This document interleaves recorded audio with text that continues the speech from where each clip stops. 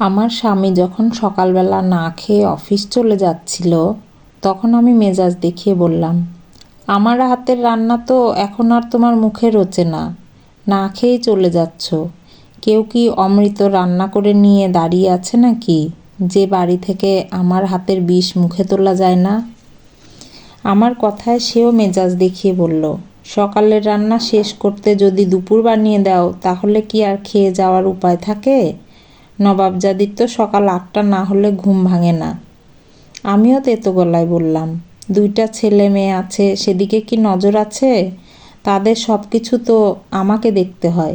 একটু খাবারও কি বেড়ে খেতে পারো না তুমি?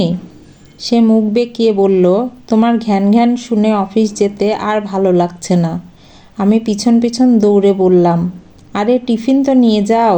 সে গাড়িতে উঠতে উঠতে বলল, আমার জন্য অমৃত নিয়ে বসে আছে, তোমার হাতের বিষ খাওয়ার কোনো ইচ্ছা আমার নেই। চোখের কোণের পানিটা মুছে বাড়ি ফিরে ছেলে মেয়েদের খেতে দিলাম। খাবারের গামলাতে দেখলাম 3 পিস মাছ আর খানিকটা সবজি কম। তার টিফিন বাক্সটাও ঘরের কোথাও নেই। পাশে একটা প্লেটে আমার খাবারটাও ঢাকা দেওয়া। মুচকি হেসে নিজের কাজে চলে গেলাম। মানুষটা পারেও বটে, যাওয়ার আগে রোজ আমাকে রাগাতেই হবে। সন্ধ্যা গড়িয়ে রাত হতে গেল, এখনও তার খোঁজ নেই। কোথায় কি করে আল্লাহই ভালো জানে।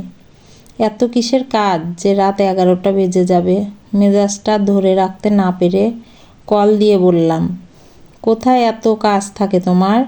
সে হাসতে হাসতে বলল, দরজা খুলে দাও বউ।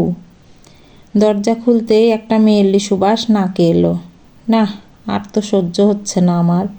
রাগে ফুলতে ফুলতে বললাম, এত রাতে গায়ে মেয়েদের পারফিউম লাগিয়ে বাড়ি কেন আসতে হয়েছে? সেখানেই থেকে যেতে।